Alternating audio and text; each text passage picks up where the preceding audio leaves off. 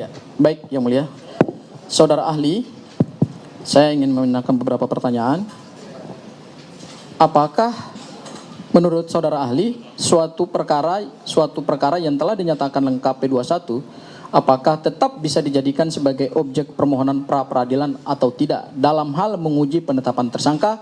Mohon saudara ahli jelaskan secara tegas apa dasar hukum yang menjadi landasan pendapat saudara, apakah terdapat ketentuan hukum acara yang secara spesifik mengatur hal itu dalam KUHP? Ya, kalau secara spesifik ya saya tidak menemukan ya, karena itu hanya secara spesifik KUHP menegaskan bahwa salah satu dengan penambahan ya di dalam putusan MK bahwa yang menjadi kewenangan pra peradilan adalah menguji sah atau tidak sahnya penetapan tersangka. Nah, penetapan tersangka itu kapan? Sampai sebelum adanya pemeriksaan di sidang pengadilan ya. Nah, jadi ketika masih belum dimulai persidangan di pengadilan dalam pokok perkara ya artinya masih diberikan hak bagi pemohon untuk mengajukan pra peradilan. Baik, berarti jelas ya. Saudara ahli tadi saudara jelaskan bahwa permohonan pra peradilan tidak bisa direvisi atau katakanlah direnvoy. Bisakah saudara ahli jelaskan ketentuan hukum acara pidana mana yang mengatur bahwa permohonan pra peradilan tersebut tidak bisa direnvoy, tidak bisa diperbaiki pada saat penyampaian replik? Tadi saudara sudah menjelaskan misalnya berbeda dengan surat dakwaan, dasar hukumnya ada di dalam KUHP, tetapi untuk permohonan pra peradilan apakah saudara mempunyai referensi dalam hukum acara pidana untuk memperkuat dalil saudara? Ya, tadi ketika pemohon mengajukan pertanyaan kan sudah saya jawab bahwa saya tidak menemukan apa, tapi itu ada pendapat saya. Oke, baik. Saudara ahli, pernahkah saudara ahli membaca jurisprudensi Mahkamah Agung nomor 21 Kapit Pra Peradilan 2018?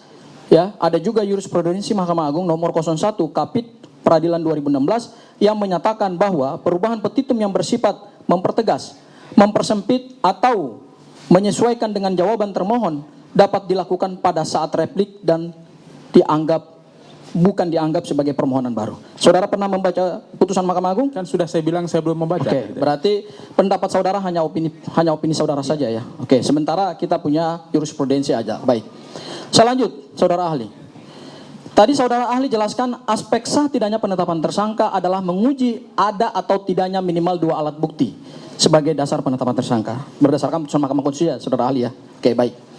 Saudara ahli, tadi saudara ahli katakan bahwa tidak disoal minimal 2 alat bukti apa saja dalam menetapkan seseorang sebagai tersangka. Namun dalam proses penyidikan, penerapan adanya 2 alat bukti permulaan seringkali didasarkan pada saksi, keterangan ahli dan surat.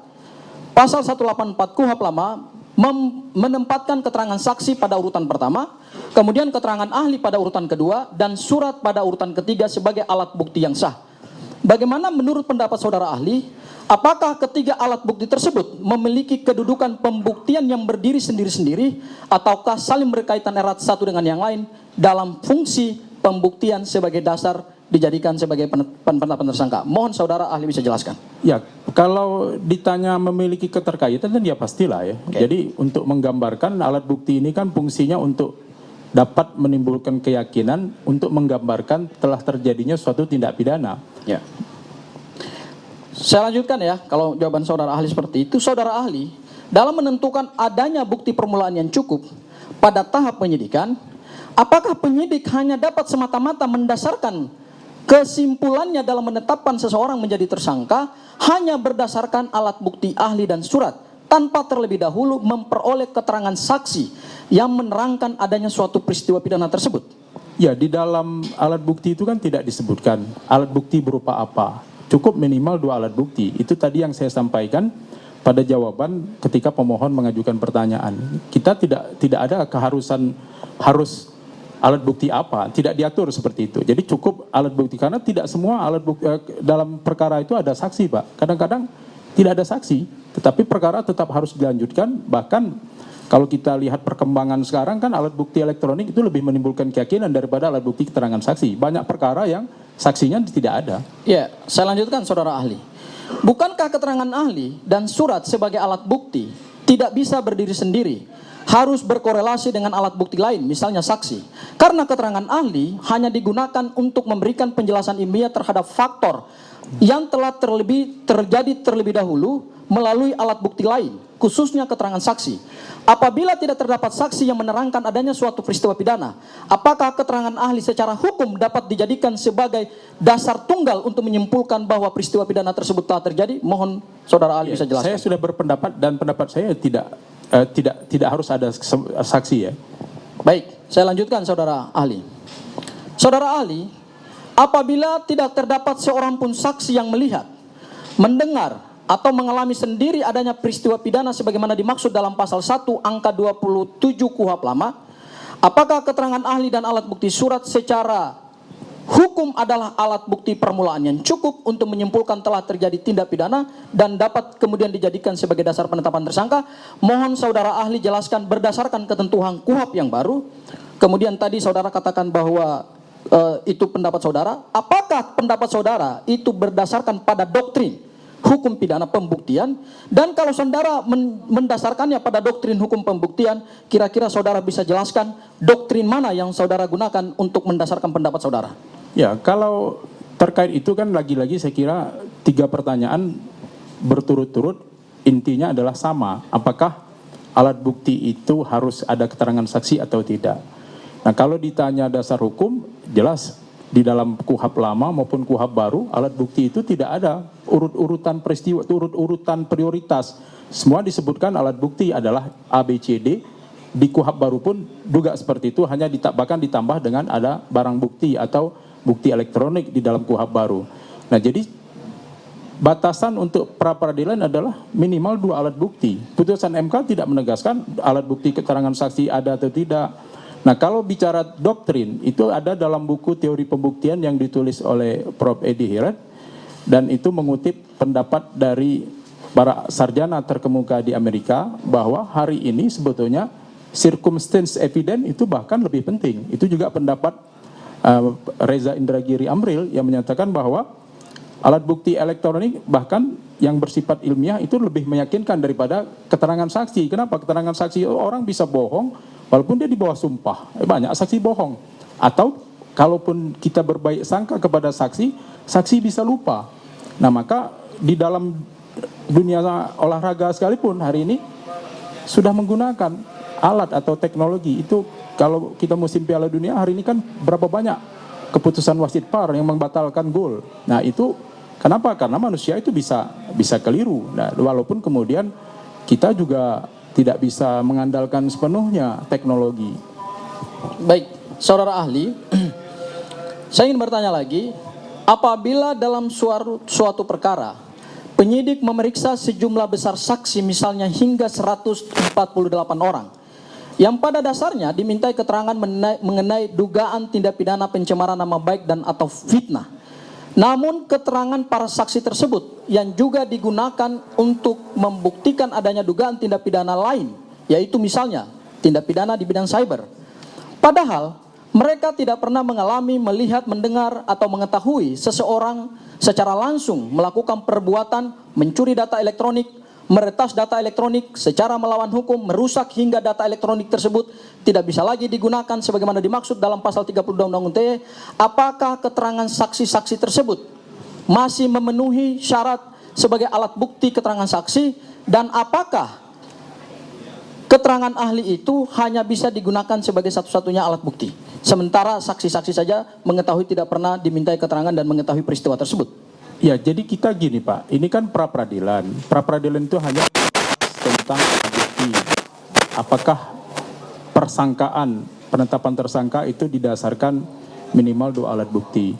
Nah, bahwa pasal mana yang lebih tepat untuk digunakan, itu kan tadi sudah saya sampaikan. Itu ujiannya nanti, sarana mengujinya masing-masing Pak, ada pada saat pokok perkara. Nah, kita kan makanya jaksa itu diberikan kewenangan untuk membuat dakwaan itu yang bersifat primer, kemudian dakwaan tunggal, dakwaan alternatif, ada dakwaan subsidiaritas. Jadi kalau ternyata dakwaan pertama misalnya dalam kasus korupsi misalnya yang mulia, pasal 2 misalnya tidak terbukti menurut pertimbangan hakim, tapi kan lanjut kemudian proses pembuktian di pasal 3. Kalau pasal 3 kemudian tidak terbukti, mungkin pasal lain. Kalau semua sudah yang didakwakan secara alternatif tidak terbukti, baru kemudian hakim akan sampai pada putusan menyatakan terdakwa tidak bersalah, tidak terbukti bersalah. Nah, kalau sekarang saya kira belum sampai saatnya kita untuk memeriksa apakah pasal ini tepat atau pasal ini tidak tepat. Karena sarananya masing-masing. Jadi saya kira bukan berarti kemudian menyatakan kita sudah pasti salah, sudah pasti benar. Ya. Tetapi kan sarana penyelesaian dari setiap persoalan hukum itu ya pasti ada. Dan menyelesaikannya dengan salurannya masing-masing. Ya. Baik, saudara ahli. Mohon penjelasan dari saudara ahli, apabila dalam persidangan pra-peradilan pihak termohon dalam hal ini penyidik, ya, kemudian tidak mampu menghadirkan seorang pun saksi, padahal sebelumnya termohon dalam jawabannya menyatakan telah memeriksa sekitar 148 orang saksi, yang menurut termohon dianggap ada kaitannya dengan dugaan tindak pidana pasal 32 Undang-Undang ITE. Apakah keadaan tersebut dapat dipandang sebagai indikasi bahwa sesungguhnya termohon atau penyidik tidak memiliki saksi sebagai alat bukti permulaan yang cukup yang memenuhi kualifikasi, yaitu melihat, mendengar sendiri, atau mengalami sendiri adanya peristiwa pidana yang memenuhi unsur-unsur pasal 32 Undang-Undang ITE? Mohon saudara ahli bisa jelaskan. Maksudnya di sidang pra-peradilan gitu ya? Iya. Ya, di sidang pra-peradilan itu kan cukup menyatakan bahwa termohon sudah memiliki alat bukti berupa keterangan saksi. Nah, bagaimana membuktikan adanya keterangan saksi? Ya tentu dari BAP, kan ada BAP. Ya kalau misalnya saksi satu-satu dihadirkan, ya tidak cukup waktu 7 hari, Pak. Kan cukup menyatakan hakim pra-peradilan hanya mengkonfirmasi apakah dalam penetapan tersangka itu sudah ada alat bukti saksi. Ya, tidak semua juga seperti misalnya contoh barang bukti mobil misalnya. Masa mobil harus dihadirkan ke persidangan? Cukup misalnya fotonya, dokumennya. Jadi nggak semua juga. Kita harus pahami, wah mobil, barang bukti mobil harus dibawa. Bagaimana dengan kasus pembunuhan? Mayatnya harus dibawa ke pengadilan, kan juga nggak begitu, Pak. Cukup, makanya ini kan berdasarkan bagaimana caranya menimbulkan keyakinan bagi hakim. Ya, pertanyaan terakhir dari saya, saudara ahli. Saudara ahli, apabila dalam penyidikan dan kemudian ada keterangan-keterangan saksi yang kemudian dihadirkan dalam persidangan ini, yang sudah memberikan keterangan juga pada tahap penyidikan dan sudah ada BAP-nya, namun saksi-saksi tersebut tidak pernah melihat, mendengar, atau mengalami secara langsung adanya peristiwa pidana yang dijadikan sebagai dasar penetapan tersangka, misalnya dalam hal ini adalah pasal 32 Undang-Undang ITE, ya, seperti adanya tindakan mengambil, memindahkan, merusak, menghilangkan, mentransmisikan, atau kemudian membuat tidak dapat lagi diakses suatu informasi elektronik, ya. Lalu atas dasar apa saudara ahli tadi menyampaikan bahwa keterangan saksi tersebut kemudian hanya ada di dalam BAP tanpa saksi yang dihadirkan di sini pun menyatakan bahwa mereka tidak pernah melihat peristiwa pidana tersebut? Apakah itu adalah penyeludupan yang dilakukan oleh penyidik? Ya, itu menjadi objek pokok perkara, Pak. Nanti kan makanya di dalam pokok perkara diperiksa. Saksi yang dihadirkan oleh penuntut umum itu ditanya oleh penuntut umum dan diberikan kesempatan oleh hakim untuk ditanyakan juga oleh terdakwa atau penasihat hukumnya. Itu maka kemudian saling mengkonfirmasi pada saat pokok perkara untuk menilai apakah keterangan saksi itu kuat atau tidak, apakah benar atau tidak. Masalah benar atau tidak benarnya keterangan saksi ya di pokok perkara. Kalau sekarang kan tugas kita apakah ada saksi atau tidak. Nah, kalau tidak ada saksi apakah ada ahli atau tidak. Kalau tidak ada ahli apakah ada surat atau tidak. Nah, kalau semua sudah ada ya sudah, artinya proses penetapan tersangka itu sah karena kita hanya berhenti pada proses penetapan tersangka, tidak menyatakan orang bersalah atau tidak bersalah di sini, Pak. Masih jauh lagi. Apakah kesimpulan saudara ahli tadi semata-mata hanya merupakan hasil asumsi yang tidak ditopang oleh fakta empiris yang dibuktikan melalui alat bukti saksi yang pernah diperiksa di sini? Ya karena kita tidak bicara fakta di sini, Pak. Kita bicara prosedur di sini. Saya lanjutkan kepada rekan saya yang. Ya.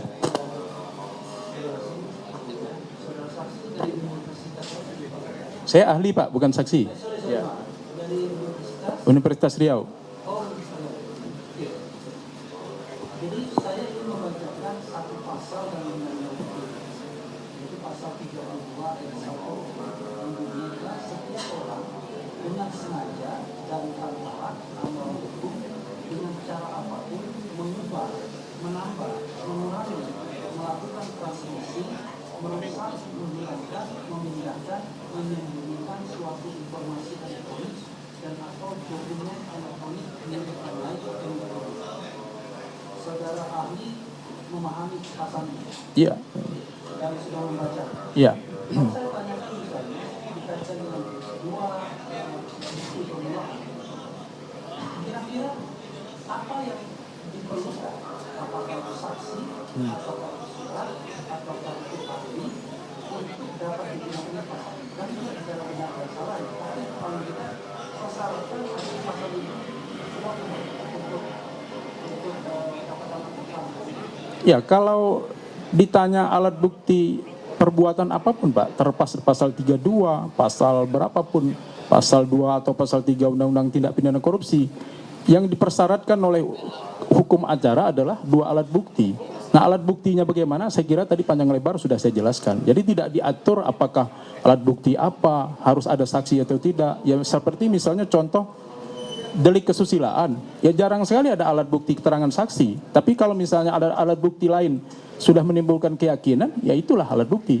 Jadi tidak ada keharusan harus alat bukti ini, alat bukti ini.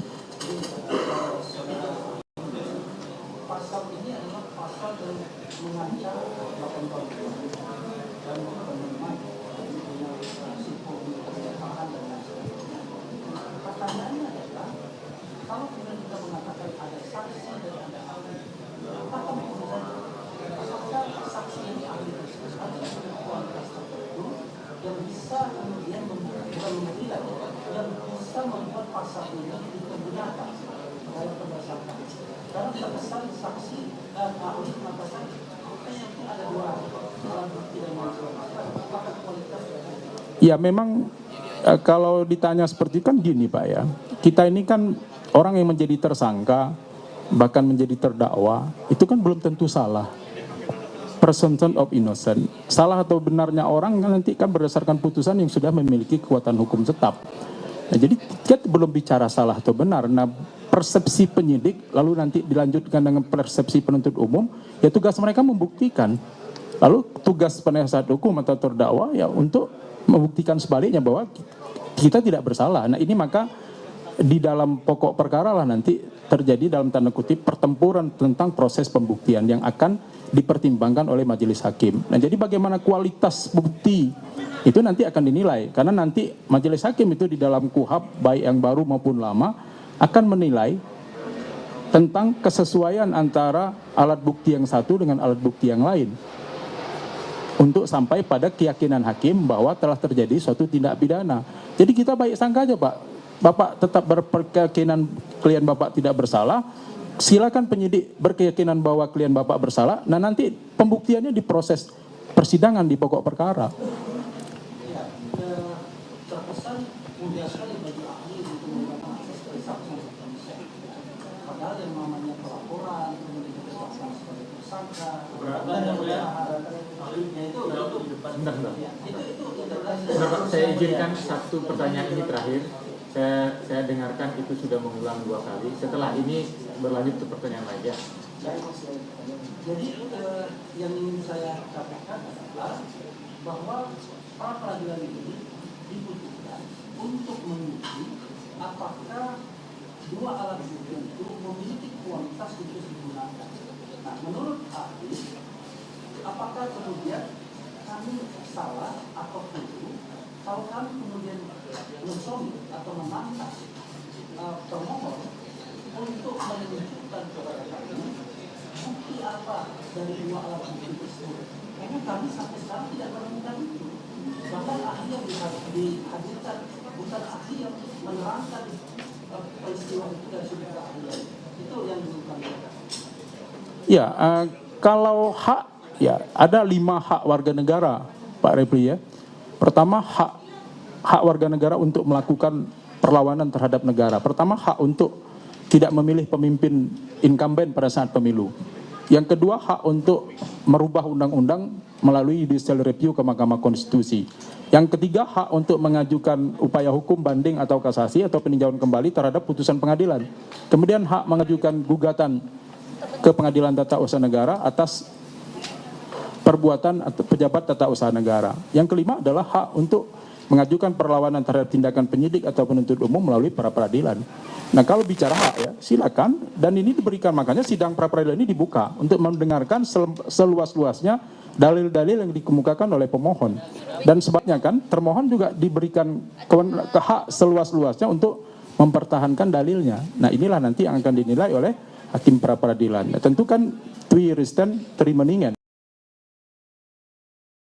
tiga pendapat, maka muara dari perdebatan kita sesama sarjana hukum ini adalah Rex judicata veritate pro habetur. Nah, bahwa Bapak mempersoalkan ahli, yaitu saya kira itu menjadi urusan teknis termohon ya, ahli apa yang dihadirkan tentu untuk membangun, mendukung argumentasi atau dalil yang mereka bangun. Sudah.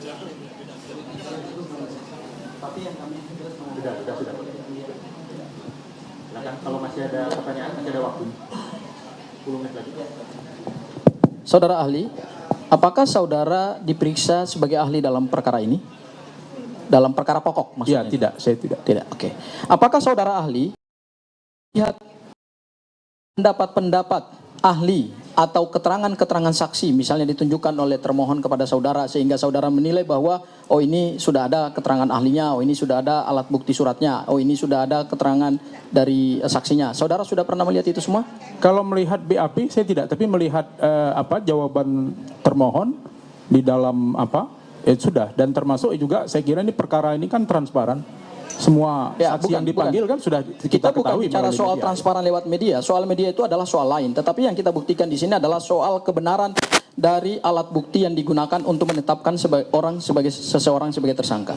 Saudara ahli, apakah dalam menetapkan orang sebagai tersangka dengan pasal-pasal berat, ya, pasal-pasal berat, yang ancaman pidana 8 tahun, ancamannya 12 tahun penjara, misalnya juga pasal pembunuhan yang ancamannya bisa sampai 20 tahun atau juga sampai ancaman pidana mati misalnya. Apakah dalam menerapkan alat bukti ya hanya berlandaskan pada jumlah alat bukti saja, oh bahwa ini alat buktinya ini ada, alat buktinya ini ada, soal terbukti atau tidak terbukti nanti kemudian dalilnya selalu adalah nanti diuji saja dalam perkara pokok. Apa dengan sistem atau lembaga pra peradilan di dalam KUHP kita justru dalam menguji penetapan tersangka ya berbeda misalnya menguji penangkapan penahanan itu lebih kepada sah tidaknya berwenang atau tidak sesuai dengan hukum acara atau tidak, tetapi dalam konteks penetapan tersangka berdasarkan putusan Mahkamah Konstitusi nomor 21 garing PUU angka Romawi 7 tahun 2014 justru mengkoreksi kewenangan atau menambahkan kewenangan dari pasal 77 KUHP yang lama. Salah satunya adalah memasukkan pemeriksaan penetapan tersangka yang sah tidaknya itu bukan hanya secara aspek formil, oh ini ada alat bukti saksi atau tidak, oh ini ada ahli atau tidak, oh ini ada bukti elektronik atau tidak, oh ini alat bukti surat atau tidak. Justru yang dilakukan oleh Mahkamah Konstitusi adalah menguji minimal 2 alat bukti yang sah itu adalah pada kualitas alat bukti. Bagaimana pendapat saudara ahli? Saya kira saya sudah jawab dari tadi yang boleh.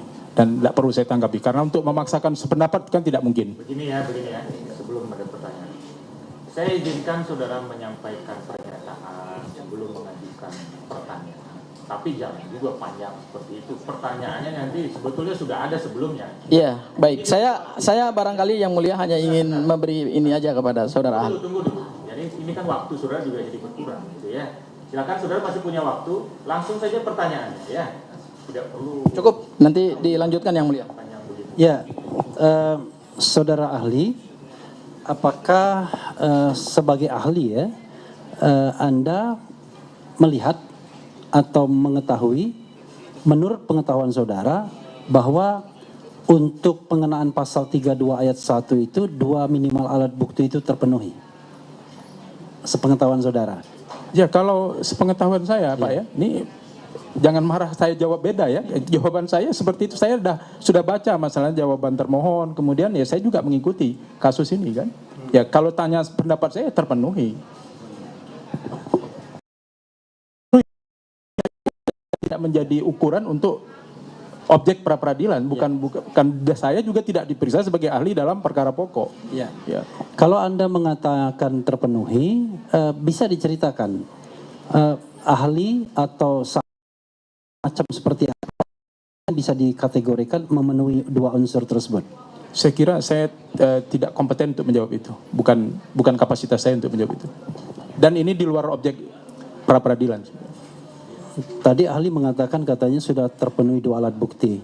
Ya sebetulnya dari tadi pun saya berhak untuk tidak menjawab Pak Repli. Tapi karena saya menghormati Pak, ya saya jawab yang tadi. Kalau sudah terlalu teknis, Ini ya, Pak, ya. saya tidak bisa jawab. Ya, ya.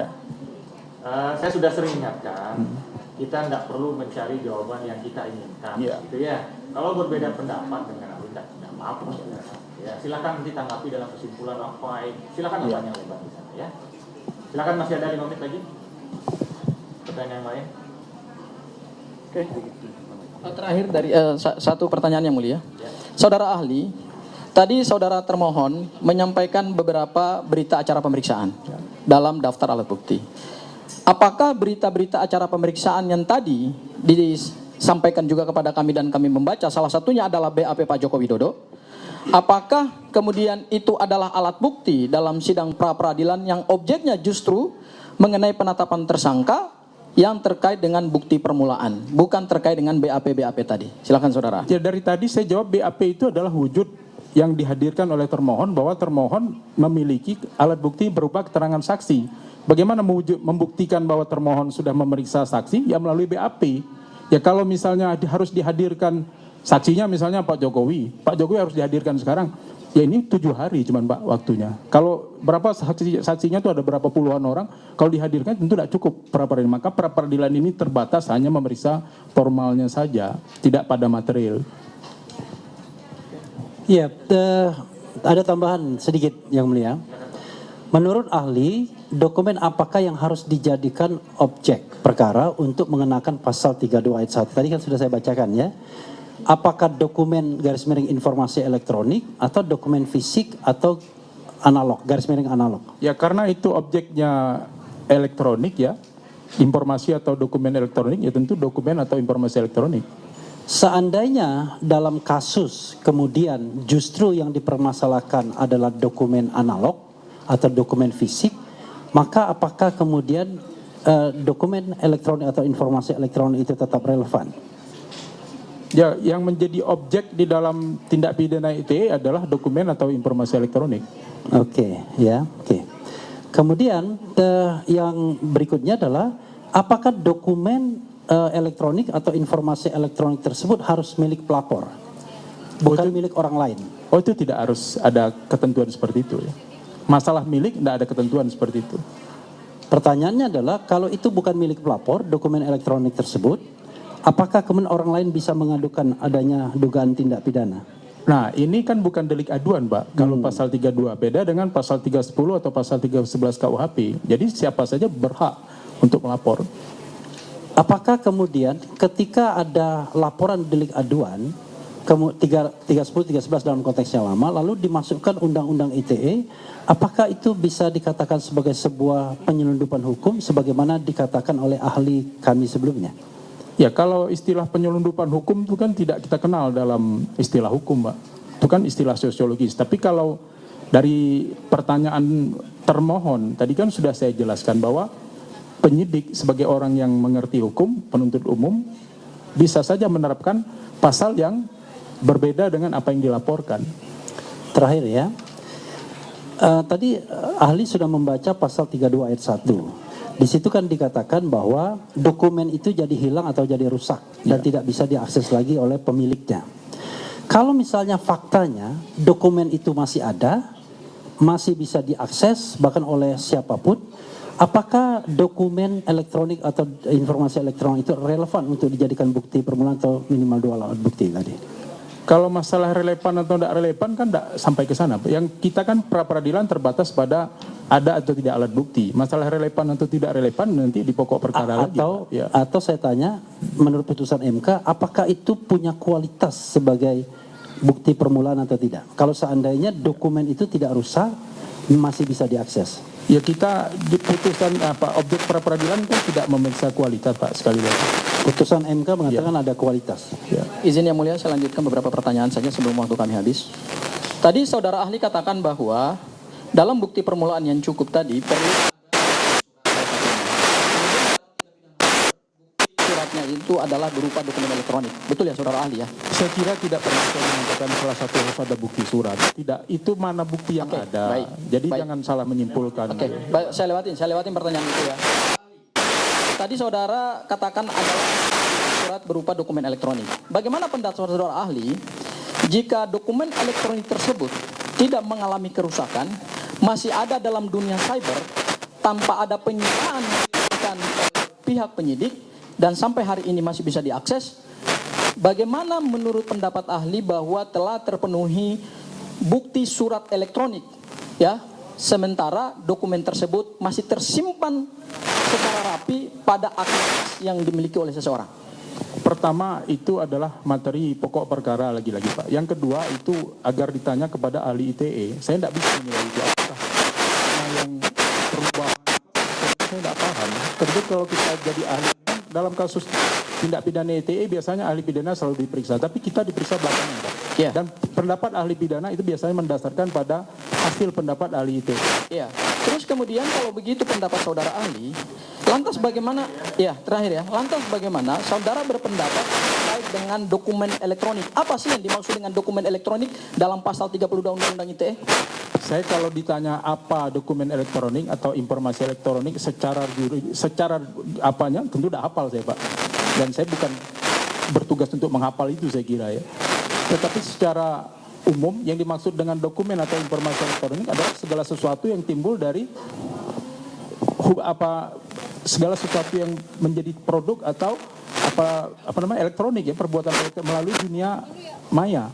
Nah, apakah misalnya gambar atau huruf atau suara yang bisa dipahami.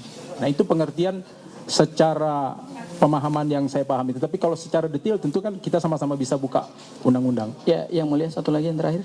Bagaimana kemudian saudara bisa menjelaskan terpenuhinya minimal 2 alat bukti permulaan di mana bukti dokumen surat elektroniknya sendiri saja tidak mengalami kerusakan, tidak disita, tidak dihadirkan sebagai barang bukti dan yang punya itu masih bisa diakses sampai hari ini? Saya kira sudah jawab tadi ya, Itu di luar kompetensi.